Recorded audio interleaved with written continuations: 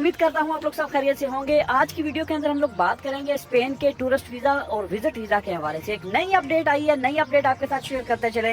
एक ज़राए से हमें ये पता चला है कि स्पेन की जो गवर्नमेंट है, स्पेन की हुकूमत की तरफ से जो टूरिस्ट एक्टिविटीज़ हो रही हैं उनमें रिलैक्सेशन कर दी गई है। और रिलैक्सेशन कब से स्टार्ट हो रही है?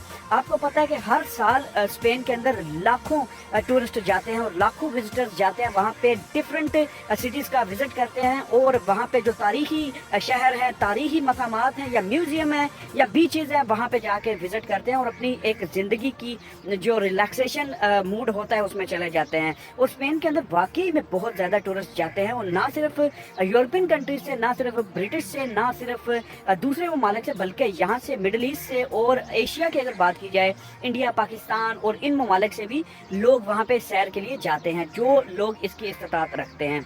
लेकिन अभी कोरोना की वजह से सिचुएशन बिल्कुल चेंज हो गई थी।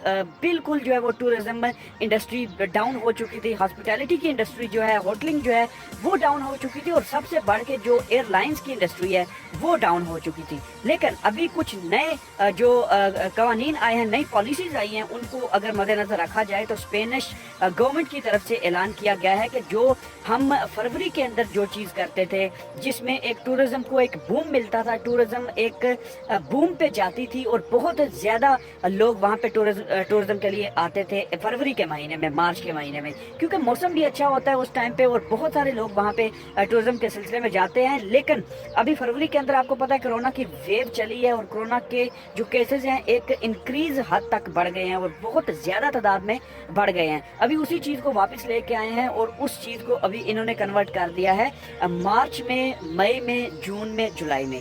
जून जुलाई जो 2 महीने हैं, इन महीनों के अंदर आपको टूरिज्म इंडस्ट्री से एक बड़ी अच्छी खबर मिलने वाली है, बड़ी अच्छी खुशाइन खबर मिलने वाली है, जिसके ऊपर कोई आपको रिस्ट्रिक्शंस नहीं होगी। आप खुलेआम सफ़र कर सकते हैं बशर्ते के सिचुएशन जो है वो नॉर्मल होने की तरफ जाए। लेकिन उसके लिए 2 शराइत हैं। 2 शराइत वो ये है कि आपका PCR टेस्ट होना चाहिए और आपको वैक्सीन आपकी जो है वो होनी चाहिए। ये वैक्सीन आपने लगवानी है और PCR टेस्ट आपने करवाना है। ये 2 चीज़ें अगर आपकी क्लियर हैं तो आपको वहाँ पे आप जा सकते हैं इजीली, वहाँ पे आप टूरिज्म के सिलसिले से जा सकते हैं, विजिट वीज़ा के हवाले से जा सकते हैं। लेकिन अभी यहाँ पे बात आती है कि अभी क्या सिचुएशन चल रही है। अभी फ़िलहाल सिचुएशन थोड़ी डिफरेंट है, सिचुएशन थोड़ी मुश्किल है। वीज़ा लेने के असूल में, वीज़ा के उसके बाद ट्रैवल के असूल में वीज़े लग रहे हैं, ये नहीं कि वीज़े नहीं लग रहे, लेकिन आपको थोड़ा तगोदो करना पड़ेगा, थोड़ा प्रोसेसिंग में डिले होगा, एम्बेसीज वगैरह डिले करेंगी, आपको वीज़ा डिले होंगे।